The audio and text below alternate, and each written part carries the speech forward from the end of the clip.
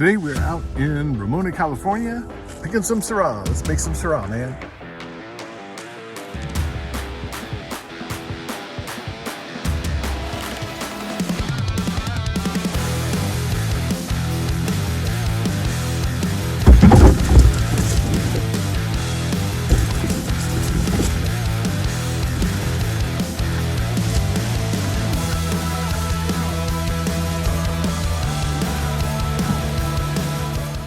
Here we go, loaded up, ready to go. We got Syrah from Ramona this time. Dude, have I even welcomed you to the channel yet? Welcome to the channel. This video we're making Syrah. We've made some Cabernet Sauvignon, and let me just say, when you hear some squeaking, it's the dogs, man. The dogs follow me everywhere. So today we are making Syrah. So I was out at the Vineyard this morning out in Ramona, California, picking Syrah. So I got about 100 pounds or so. Show you that in a minute, but show you what we're gonna do. So I picked the grapes this morning. We have to crush them and we're going to start primary fermentation. So here's what I've got. I've got grapes. I've got about, I don't know, 120 pounds of grapes. Basically what they're doing is they are saying that a bucket like a Home Depot or a bucket or Lowe's bucket's 20 pounds. I can tell you with the buckets I was filling, hey, 20 pounds, man, they were much more. So you kind of, stuff them up, fill them as much as you can. So we bought 5 buckets worth. Man, these are so juicy. So we got about 5 buckets, so 120 pounds. We are going to crush them. To crush them, I am using this crusher. So I bought a crusher 2 years ago from Amazon. I'll put a link below if you're interested in getting one of those. About $100 thereabouts. It's not the best, but it does crush them well. So we're gonna crush the grapes. So it's gonna break them up, right? We're gonna work on pulling the stems out. We don't have to get all of them, but we're gonna try to get a lot of them. Then we're going to put them in our fermenter. So I am using a 100-liter Marchisio Italian fermenter. This one's a kind of a fancy one. I used to use this for secondary fermentation, which is after crushing and all that, but we're doing such small batches lately of some different varietals that I'm using this for my primary. It's a great fermenter. If I can find a link, I'll put it below on this one. They're a little bit pricey, but it's pretty nice. So we've got that, and actually this one, it has a variable lid, so you can put it at whatever level you want and then kind of pump up this tube around it and it sort of seals it there.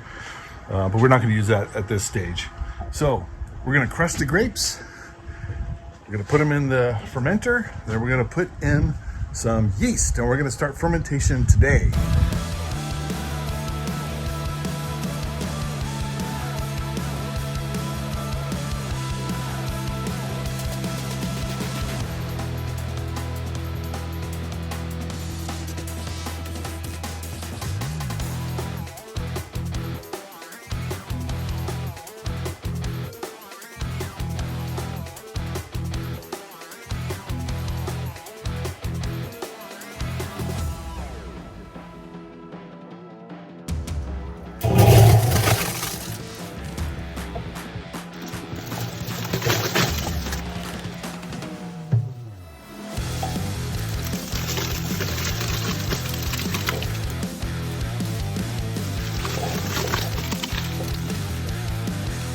Let me show you what it looks like. So here you can see, took out a lot of the stems. There was a little bit of stems when I threw it in, so I went through. Here are the stems that I pulled out of the fermenter. I've got about the same amount from when I was using the crusher before. So some observations compared to the Cabernet that I did not too long ago. I can tell you that this one, way more liquid. So I'm going to get a lot more wine. It's probably up to about here. I'm guessing I'm going to get easy 5 gallons. I'm guessing between 6 and 7 gallons is what I'm guessing. So next thing we're going to do is we're going to get fermentation started. But first, let's check the sugar content. This is going to let us know what the alcohol level is Now, typically when I do wine making, I want to get it at like 24 Brix, but I never get that. And that's because I'm at the mercy of the vineyard, right? The vineyard says, grapes are ready to pick, come on over. So usually they wait till at least they're about 22, but I'm gonna check them. This is a refractometer. The idea is you can put some liquid on here, you look through there, and it tells you the sugar content. And the sugar content is gonna relate to what the alcohol content is, because remember, yeast turns sugar into alcohol. So the first thing we're gonna do is we're gonna check the sugar content.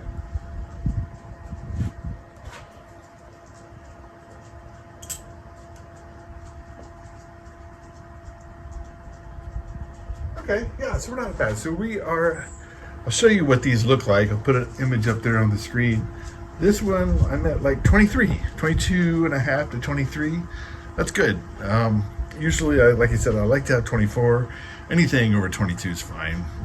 But would rather have 24, but I never get it when we're dealing with another vineyard, because thing is, they don't want to wait until it's 24, then tell everyone to come start picking, and then have everything all dried up by the time anyone gets out there. So that means we're probably going to have probably about 12-13% alcohol, thereabouts. I'll take a look at the calculations and all that, but that's what I'm guessing. Next thing is, dude, you gotta taste it.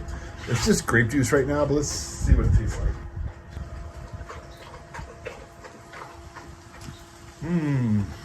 Let's see. We've got a couple floating berries in there, whatever.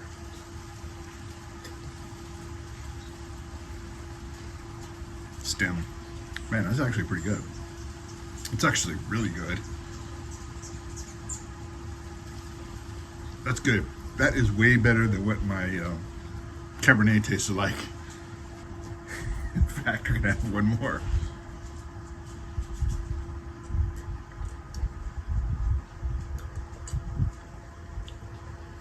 This grape juice. So what do we do with the rest? Shh, don't tell anybody.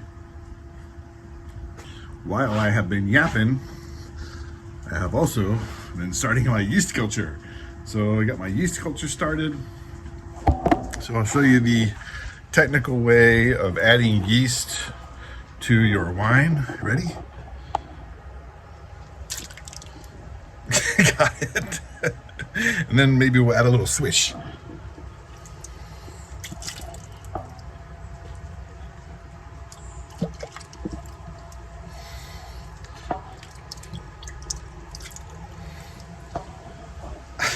Easy, huh?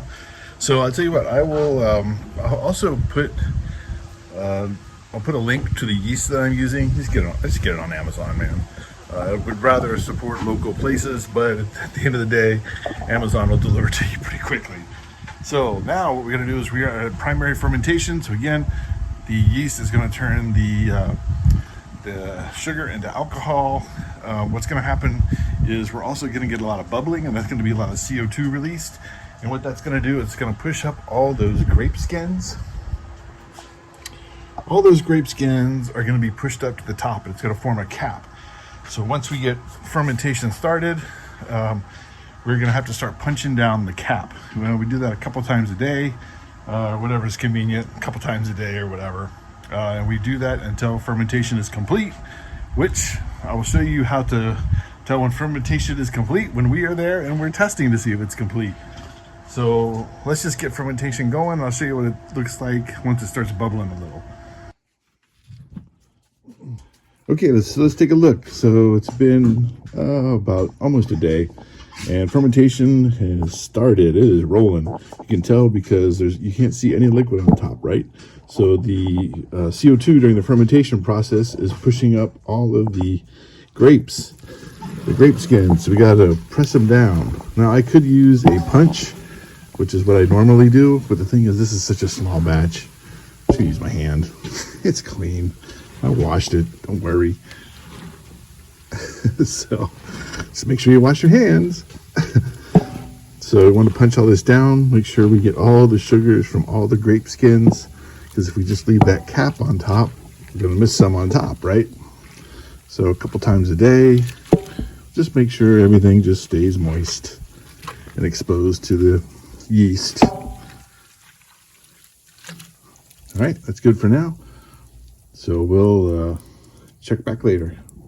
Okay, so it is grape pressing day. Fermentation is complete. We are going to press the grapes, and I'm guessing we're getting about 7 gallons of wine. And it's actually looking really good. But first, of course, my buddies are here.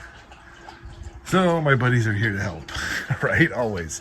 So you might ask, how do you know when you're ready to press? Well, what we do is we measure take the specific gravity of the wine. Check this out. So this is a kit. You can get these on Amazon. I'll put a link. But the idea is we measure the specific gravity. It's got a little bobber here, right? Kind of like a little fishing bobber. Put it in a cylinder. Just drop it in there. And that will measure the specific gravity. And it will tell you here, they almost always have like a little measuring thing, right? A little key. Basically, when you get to the white on top, where it's like 0.99, that means your sugar has all turned to alcohol, because sugar water is more dense than alcohol water, right? So that's basically the idea there. So we have now hit that reading. To give you a couple thoughts on how fermentation went. Actually went really well. It fermented slower than my Cabernet, and I think that's because of the decreased temperature. So it was really hot when I fermented my Cabernet, which is not ideal. So temperatures have been cooler as we've been fermenting the Syrah, so it went slower. So it took about 5-6 days to ferment, which that's awesome. Perfect. Yeah, so there we go. Show you my press. And this stuff is available on Amazon. I'll put a link below, because I mean, you can go to all the different brewery places and order it, but you know, Amazon delivers pretty fast. So here is the press. So what we're going to do is we are going to put the grapes in there. First, we're going to try to put most of the liquid. It's going to run through these slats. Whatever doesn't get caught runs out the bottom. I'm going to use, you can use a carboy at the bottom. I'm going to use a water bottle because we have a water service. So I've got tons of water bottles, and I know they're already clean because they've had water in them. So I'm going to use those water bottles, collect that, and then we'll let the gunk settle to the bottom, and then we'll siphon, call it racking, all the wine off the bottom. But we're getting ahead of ourselves. First, we gotta get the wine into the press. I've got a solution.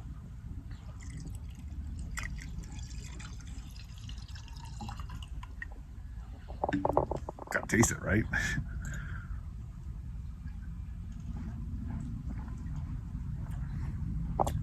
Yeah, not bad, not bad. Actually better than what our Cabernet tasted like. A lot better, actually.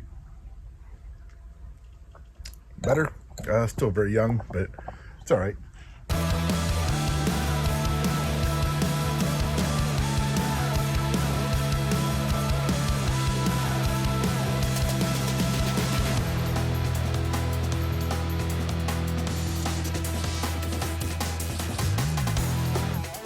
Okay, so far so good. We have at least 5 gallons of free run. You can see we got it all the way up to the top. Didn't spill it, which is good, right? So continuing to scoop grapes is kind of what I have left. Not a whole lot, but still some. I've filled up my press. It's still running. I haven't pressed anything yet. So then what we do is we're going to press it. So when you get a press, you're going to have these semicircles, right? Just going to fit on to the press like so.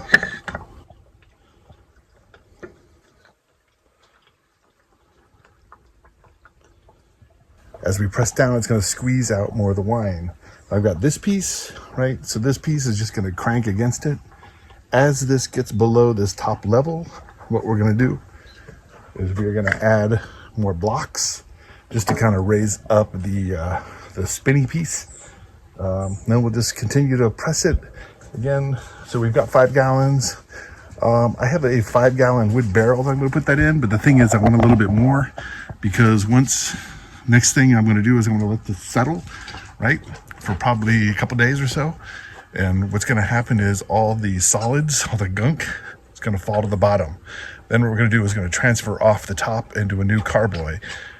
The thing is, we're going to put it in a wood barrel, which is 5 gallons, but we're going to need more than 5 gallons at this point, because if we transfer off from a 5-gallon barrel or a carboy into another carboy, then let that settle, then transfer that off, and then put that in the barrel, we're going to need some more volume, right? So right now what we're doing is just making some extra, right? Because who doesn't need a little extra wine? So we're making a little extra wine for the process so we can keep everything topped off, so we can keep the oxygen out. So that's what we're doing now. So we're going to press this one.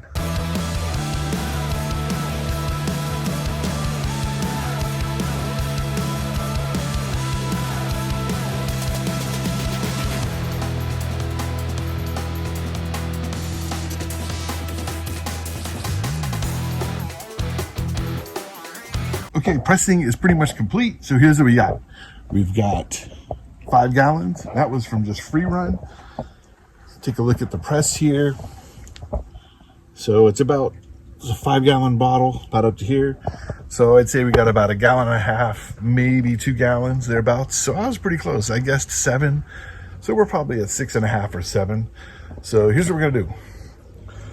I've got a stopper on this one. I'm going to put an airlock on top of it, so if there is any additional fermentation, it can kind of bubble through. The air will be allowed to escape, but I need to let these sit for a couple days. So what we need to do is, although we pressed the grapes, there's still some gunk that came through with it, right? So what we're going to do is let these settle for a couple days, and what's going to happen is that's all going to settle to the bottom, and that's called the gross lees. Then what we're going to do is we're going to transfer the top off of that, right? Because we want to get it off the gunk, right? Then we'll let it sit.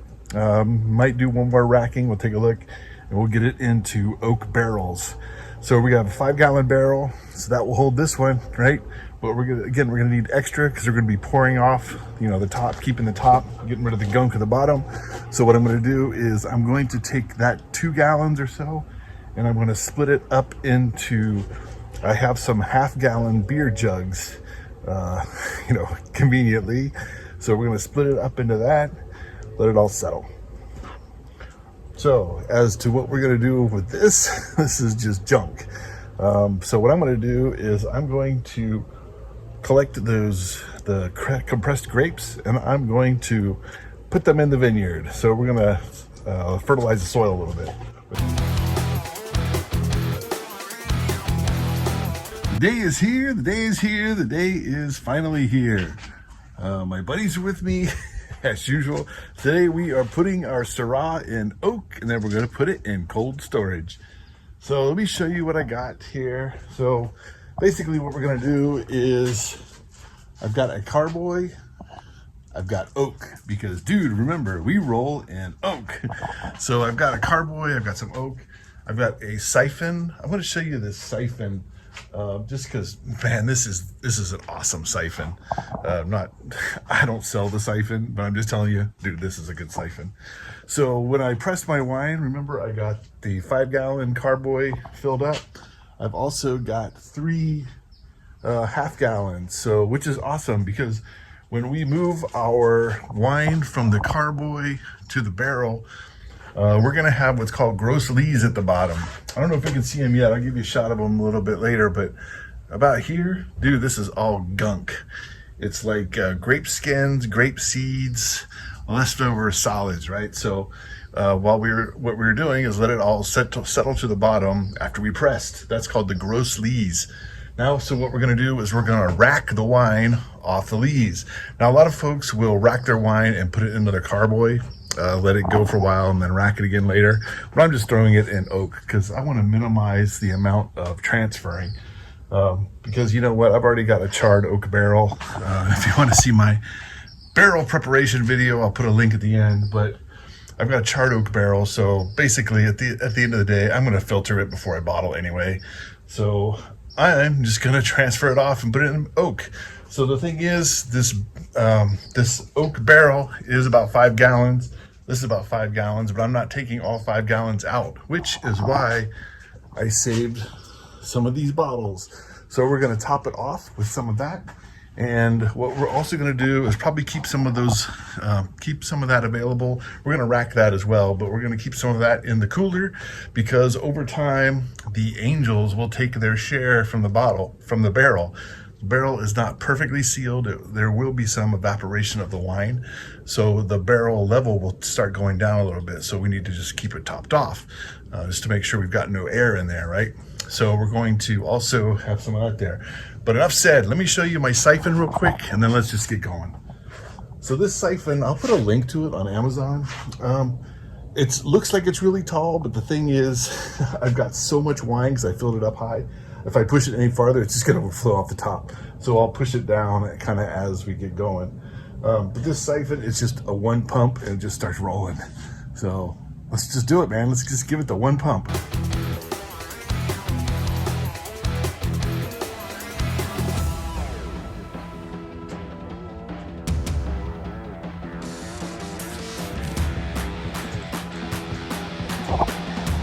So I had to be a little more ginger with it just because it's so full, and I got a long way down. But yeah, it's rolling. So we'll let this go a little bit and I will show you the flow rate. But you can see, another nice thing, it's got a little clip, right? So you just clip it onto your carboy and you can see the level is already falling. Well, it's looking great. It's filling up pretty fast. It's already here. Cool. So what we're going to do is I'm going to show you the best way to check your flow rate.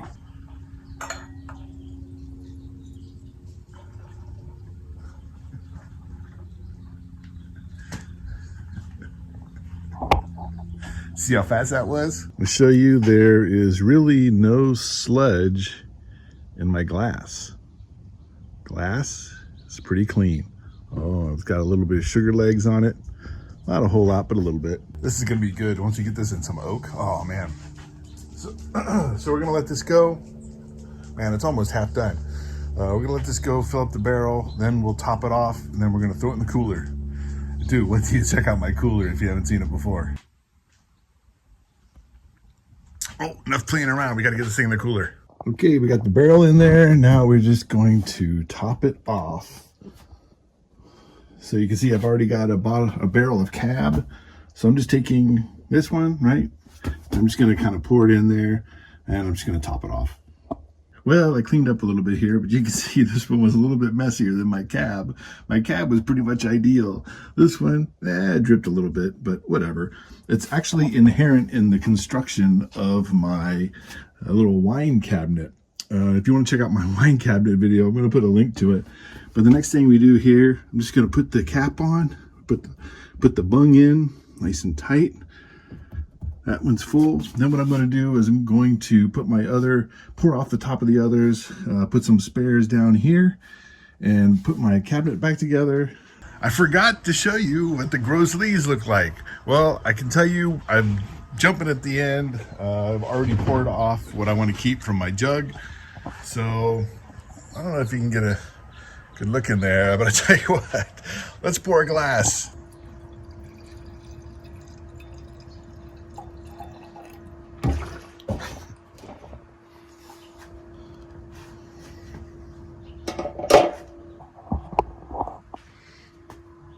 Oh man, that does not look good. It is just oh look. Oh, isn't that great? Here, get a better view. Look at that. I know what you're thinking. You're going to taste it, man. Taste it. Go ahead, taste it. I don't know, man. This doesn't look good. Oh, go ahead, man. Taste it. Fine, let's go. Oh. Not as bad as it looks, but it ain't good. Well, it's just like thick. It's like a wine shake. All right, let's keep going with the video. Checking in almost 1 year later, I want to tell you how things went and also what's coming next. So I had put my Syrah in a oak barrel, had it in my cooler. I was losing a lot to evaporation, When I'd used larger 20-gallon barrels, wasn't really a problem, but these 5-gallon barrels were losing a lot to evaporation. So what I did is I took it out of my barrel after about 2 months, put it in a 5-gallon carboy, and then put some of those oak flavoring rods in there just to make sure I can get the oaky taste in there.